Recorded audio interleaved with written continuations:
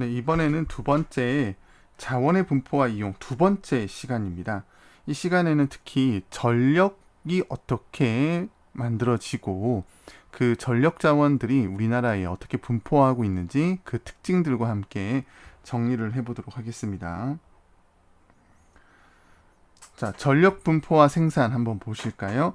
자, 전력은 대부분 화력, 원자력, 수력 발전소에서 만들어지고 있습니다. 특히 우리나라에서는요, 화력 발전과 원자력 발전이 대부분 전력을 생산하고 있어요. 자, 그 중에서도 이제 화력 발전의 비중이 굉장히 높은데요. 자, 화력 발전은 자, 우리 옆에 1차 에너지 원별 발전량 변화라고 하는 그래프를 한번 보시면서 정리를 해보도록 할게요. 자, 여기에 이제 발전에 쓰이는 에너지원에 따라서 정리를 해놓은 건데요. 석탄, 천연가스, 석유. 자, 요 세 에너지원을 합해서 다 우리가 이걸 화력 발전에 쓰이는 에너지원이 되겠습니다. 자, 요 세 개가 바로 화력 발전에 쓰이는 거예요. 그러니까 요 지금 퍼센트들을 다 합치면 화력 발전이 우리나라에 이제 어느 정도의 전기를 생산하고 있는지 알 수가 있겠죠. 자, 화력 발전은요. 발전소를 우선 건설하는 데 비용이 적게 들어요. 그리고 이 입지하는 데 있어서 크게 어려움이 없습니다. 입지가 비교적 자유롭고요. 특히 전기를 많이 필요로 하는 곳에 옆에 가면 송전 비용 같은 것들도 아낄 수 있고 그런 전력을 필요로 하는 시설들에게 안정적으로 공급을 할 수가 있겠죠. 자, 그게 바로 이제 수도권이죠. 산업도 많이 발달해 있지만 인구도 굉장히 많아서 전기를 굉장히 많이 쓰겠죠. 그래서 수도권이나 또는 충청남도 서해안, 자, 이 충청남도 서해안에서도 이제 공업 지역이 발달해 있지만요. 여기서 또 수도권으로도 많은 전기를 공급하고 있습니다. 그 다음에 우리나라에서는 남동 임해 지역이 또 중화학공업이 발달한 지역이어서 여기서 이제 전기를 많이 필요로 하거든요. 그래서 이렇게 전기를 많이 필요로 하는 소비지 근처에 이 화력발전소가 만들어지게 됩니다. 하지만 화력발전소는 이 석탄, 천연가스, 석유 같은 화석 연료를 사용하기 때문에 연료비가 많이 들지요. 그 다음에 대기 오염 물질이나 온실 기체를 많이 배출하는 어떤 환경적인 문제도 따라오고 있다는 거 여러분들 체크해 둬야 되겠습니다. 자, 우선 이제 또 이 화력 발전이 어떤 식으로 전기를 만드는지 또 대부분의 발전소가 어떻게 만드는지 한번 볼게요. 우선 화력 발전소의 연료에 해당하는 석탄, 그 다음에 석유 또는 천연가스, 자, 이런 것들을 보일러에 넣어서 이제 태우게 됩니다. 자, 그렇게 되면은 이제 거기서 나오는 고온과 고압의 증기를 이용해서 터빈을 돌리죠. 자, 이 터빈이 돌면서 그 회전력으로 전기를 발생시키는 겁니다.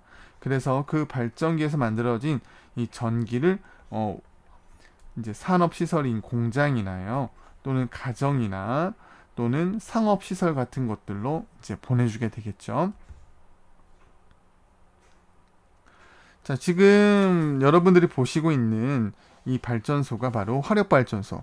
그 중에서도 우리나라에서 아주 규모가 굉장히 큰 보령 화력발전입니다.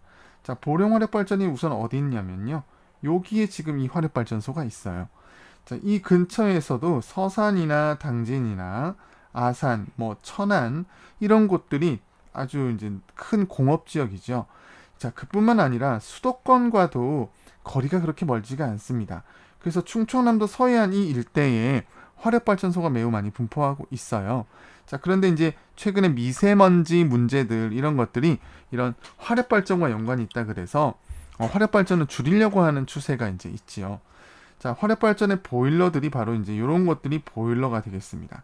그 보일러에서 이제 나오는 수증기라든가 이제 연기들을 이제 내뿜는 굴뚝들이 있고요. 이 뒤쪽에 시꺼멓게 있는 요 야적장, 여기 바로 이게 석탄이 되겠죠. 요걸 원료로 해서 들어가게 되는 겁니다. 자, 그리고 그런 석탄 같은 것들을 싣고 오는 배들이 바로 이 바닷가에 접안을 할 수 있도록 시설이 되어 있죠. 자, 그러다 보니까 이 석탄이 또 이제 어떤 석탄인지 또 여러분 알아야 되거든요. 대부분 이게 유연탄입니다. 우리나라에서 생산되고 있지 않아서요.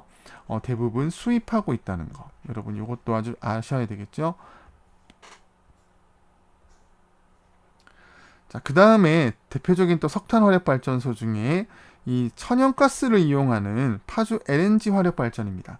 자, 파주는 요 위에 있는 바로 이 발전소 요 위에 있거든요. 이 수도권으로 전기를 많이 공급을 하겠죠.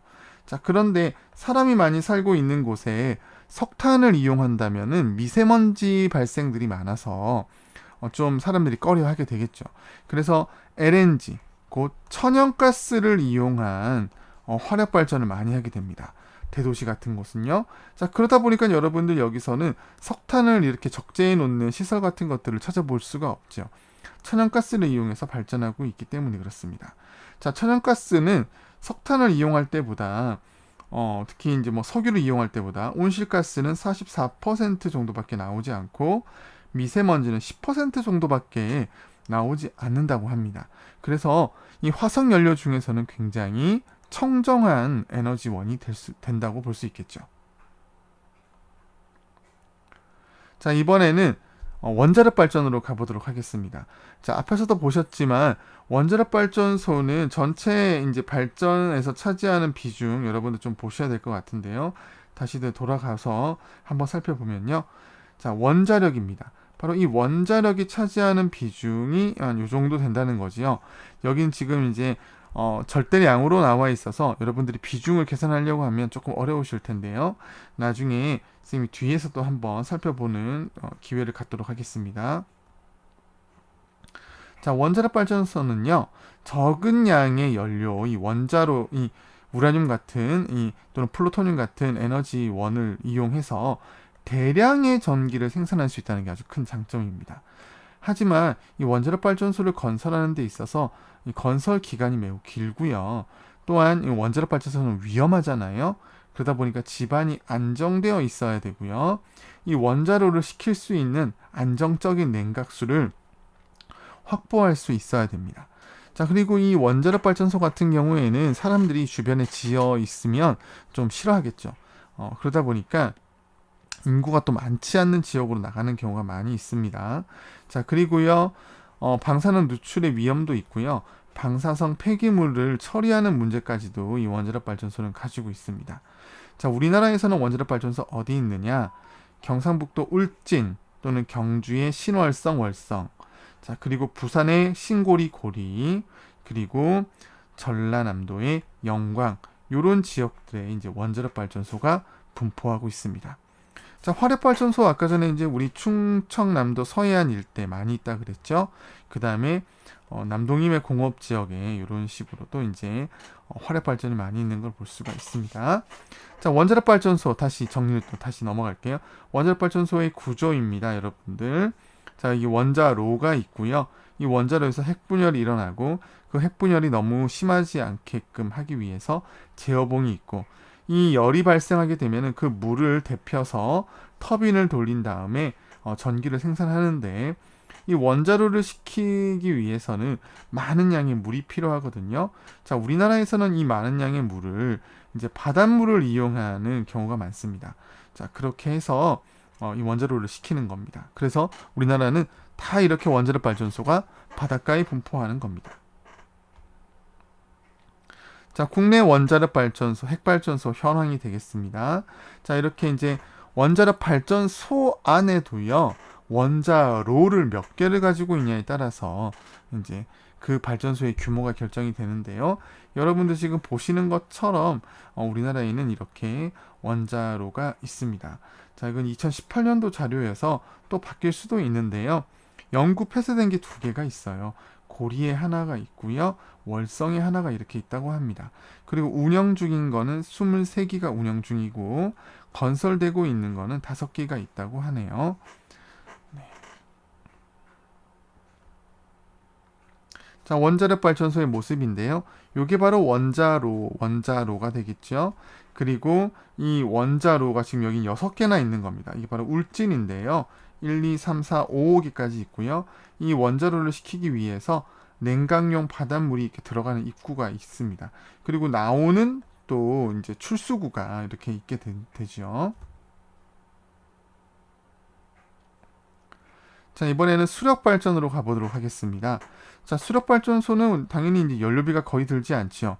그리고 수력 발전하는 동안에 대기오염 물질이라든지 온실 기체 같은 것들이 나타나지 않는다는 장점이 있습니다. 그래서 우리가 이제 굉장히 청정한 에너지원이라고도 볼 수가 있는데요. 안정적인 전력을 생산하기가 어렵습니다. 자, 요 안정적인 전력 생산이 어려운 이유 여러분들 좀 체크해 두셔야 되겠는데요. 자, 우리나라는 여름에만 비가 많이 내리기 때문에 나머지 계절에서는 이 수력 발전하기가 좀 어렵죠. 그리고 여름에 비가 많이 내린다고 할지라도 또한 이 댐들이 대부분 홍수를 또 조절하는 기능을 가지고 있기 때문에요. 발전하는 것이 그렇게 쉽지가 않다고 합니다. 그리고 댐을 건설하는 비용도 많이 들고요. 또 수몰 지역이 또 발생을 해요. 왜냐하면 이게 뒤쪽에 댐을 만들면 뒤쪽에 이제 호수가 크게 뒤쪽에도 만들어지거든요. 그러면 이제 물의 수위가 높아지면서 이 계곡 옆에 있던 이제 가옥들이 수몰되는 일이 벌어지게 되는 거죠. 그렇게 물이 또 고여 있다 보니까요, 안개 등이 많이 생기게 되고 또한 또 생태계에도 큰 변화를 또 주게 됩니다. 자, 우리나라에서는 이 수력발전소를 지을 수 있는 곳 여러분들 여기 보면 아시겠지만 대부분 강의 중상류 지역들에 댐이 이제 많이 지어지고요. 이런 댐들은 대부분 다목적이어서 전력 생산만 하는 것이 아니라 또 홍수를 조절하는 기능을 또 가지고 있습니다. 자, 이 수력발전의 또 단점이 바로 이 안정적 전력 생산이 어렵다는 거지요. 기후의 제약을 많이 받는다는 거. 그것을 위해서 이제 우리나라에서는 또 짓고 있는 발전소가 있는데요. 바로 양수 발전소입니다. 양수식 발전소인데 지금 우리나라의 양수식 발전소는 양양 양수, 그 다음에 예천, 청송, 삼랑진, 무주, 산청, 청평 같은 곳에 이렇게 7개의 양수식 발전소가 있고요. 또 3개 정도 신규 발전소를 계획하고 있어서 나중에는 10개가 되겠죠. 자, 원리는 이렇습니다. 양수를 한다는 거예요. 그러니까 물을 끌어올린다는 겁니다. 밤인데요. 자, 우리 하부 저수지에서 상부 저수지로 이렇게 물을 끌어올리는 겁니다. 끌어올렸다가요, 다시 이제 낮이 되면은 전기가 많이 필요할 때 상부 저수지에서 하부 저수지 쪽으로 떨어뜨리면서 발전소에서 전기가 생산이 되는 거죠. 자, 오히려 밤에는 이 양수를 하기 위해서 전기를 끌어다 쓰게 됩니다. 하지만 이 전기는 잉여 전력이라고 보시면 되겠습니다. 그러니까 밤에 공장도 쉬고 우리 이제 가정들도 대부분 이제 잠을 자고 있기 때문에 전력을 많이 필요로 하진 않죠. 그때 남는 전기들이 있어요. 그 남는 전기들을 이용해서 양수기를 돌리는 거죠. 그리고 낮에는 전기가 많이 필요할 때 발전을 하는 겁니다.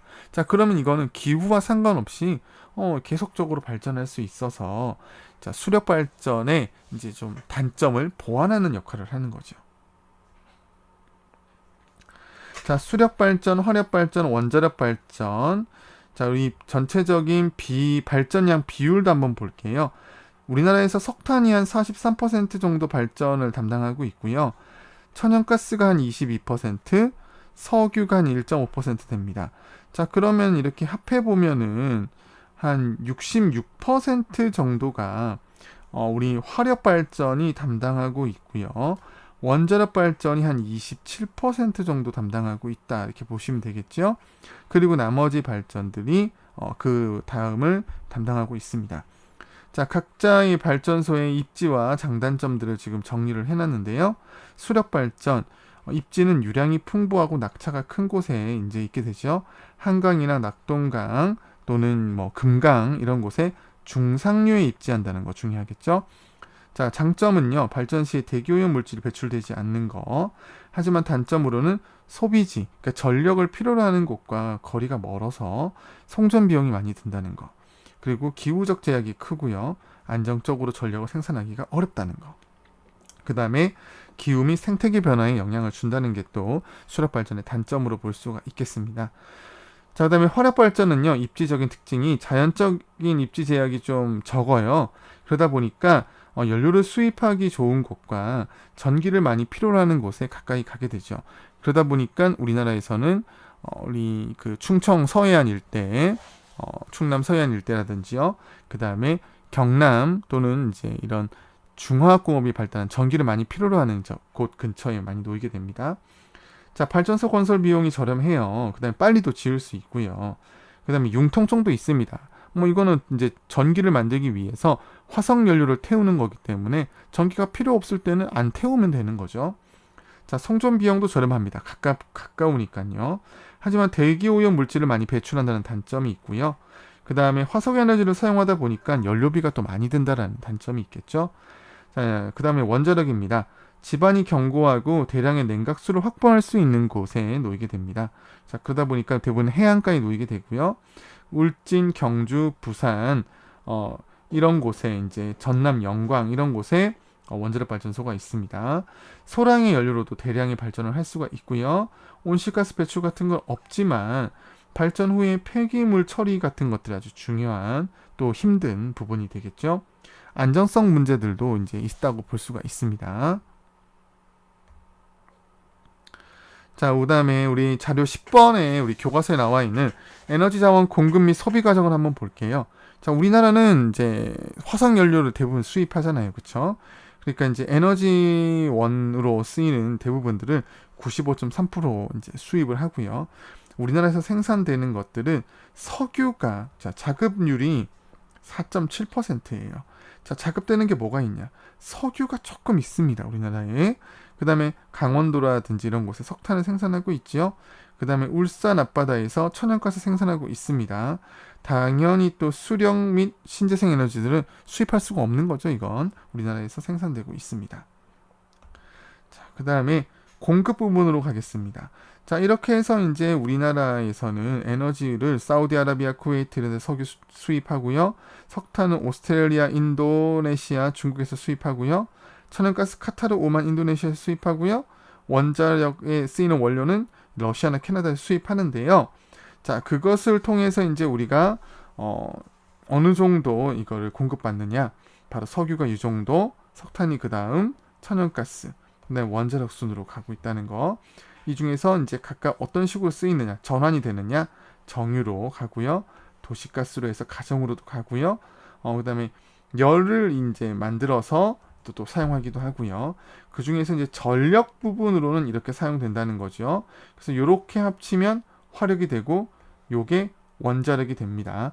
앞에서 봤던 자료와 약간 또 차이도 있을 수 있습니다. 이게 이제 연도별로 또 차이가 있는 거라서요. 여러분들이 숫자를 딱 외우려고 너무 노력하지 마시고 어느 정도 된다 이렇게 대략적으로 보시고 순위 정도 아시면 좋을 것 같아요. 자, 이게 이제 어디에 소비되느냐? 여러분들 일반적으로 이제 우리가 그 전력이 아닌 그냥 보통의 에너지원으로서는 산업용, 이제 우리가 공업에 쓰인다든지 이럴 때 많이 쓰는 거고요. 가정 상업용으로 이만큼 쓰이고요. 그 다음에 수송용으로 이만큼 쓰입니다. 전기는 산업용으로 이만큼 쓰이고 가정 상업용으로는 이만큼 쓰인다. 이렇게 여러분들 체크해 놓으시면 될 것 같습니다. 자, 그 다음에 지역별 1차 에너지 공급 한번 특징적으로 한번 볼게요. 자, 몇 가지 좀 독특한 것들부터 찾아서 보겠습니다. 선생님은 원자력을 먼저 보기를 권하는데요. 원자력은 우리나라에 어디 있나요? 여기 경상북도의 원자력, 우리 울진과 월성이 있죠. 울진과 월성 이런 지역이 있죠. 그 다음에 우리 부산이 있습니다. 부산에 이제 뭐였어요? 고리 원자력 발전소가 있죠. 그 다음에 전라남도 영광에 원자력 발전소가 있어서 이렇게 체크하면 되겠죠. 자, 그 다음에 이제 석유로 넘어가 볼까요? 특히 이제 우리 석유화학이 발달한 곳 찾아보면 될 것 같아요. 자, 석유화학이 발달한 곳 대표적으로 이제 울산이 되겠습니다. 석유화학. 자, 그 다음에 전라남도 여수 같은 곳에 대규모의 석유화학 단지가 있어요. 그 다음에 충청남도 서산에도 아주 큰 석유화학 단지가 있거든요. 자, 그래서 이제 이런 곳에 특히 석유를 많이 쓰고 있습니다. 자, 그 다음에 이제 뭐 서울이라든가 경기라든가 인천 같은, 특히 서울, 경기 같은 경우에는 이 운송에 이제 자동차라든가 버스라든가 이런 곳에 석유를 또 많이 쓰고 있죠. 자, 그 다음에 천연가스는 주로 이제 가정에서 많이 쓰거든요. 자, 그러다 보니까 천연가스를 많이 쓰는 곳이 주로 어디냐? 대도시 지역들이 천연가스를 많이 쓴다고 보시면 될 것 같아요. 서울이라든지 경기도라든지 인천이라든지 이런 곳에서 천연가스 사용의 비중이 높다. 이렇게 이제 여러분들 살펴보시면 될 것 같습니다. 자, 그리고 이제 우리나라에서 생산되는 나오는 에너지원들 그걸로 봤을 때 석탄은 강원도 지역에서 아주 많이 생산되고 있죠. 대부분. 그 다음에 화순 같은 전라도 지역이 좀 있고요. 천연가스는 어느 동네에만 있다 그랬어요. 울산 앞바다라 그랬죠. 그래서 울산에서만 천연가스가 있습니다. 그 다음에 수력발전은 댐이 있는 곳이니까 여러분들 이제 경기 지역에도 좀 있고요. 그 다음에 경북 지역에도 수력발전소, 특히 양수발전들이 좀 있어서 그렇습니다. 그 다음에 강원도 지역에 댐에 이제 강의 중상류 지역 이렇게 되겠죠. 자, 그 다음에 원자력 발전소는 4곳만 기억하면 되겠죠. 그 중에서 경북이 있고요. 자, 그 다음에 전남 영광이 있고요. 그리고 어디 있나요? 부산 있지요. 자, 이런 식으로 이제 우리가 정리를 해가면 될 것 같습니다. 울산도 좀 있고요. 그 다음에 1차 에너지 원별 시도별 공급량을 보게 되면은 충남 지역에 이렇게 에너지를 굉장히 많이 공급받고 있고, 그 중에서도 이 화력발전 때문에 석탄의 공급을 굉장히 많이 받고 있죠. 그 다음에 석유화학단지도 가지고 있어서 석유도 이렇게 충남은 많이 공급을 받고 있고요. 특히 전남 같은 경우에는 석유화학이 발달한 지역이어서 이렇게 많이 받고 있습니다. 자, 그 다음에 전남과 경북과 뭐 이런 곳에 이제 우리 원자력 발전소, 부산도 있고요.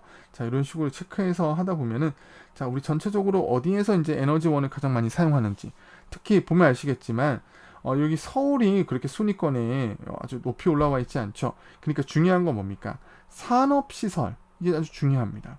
자, 그러니까 공업용으로 굉장히 많이 쓴다는 거죠. 산업용으로.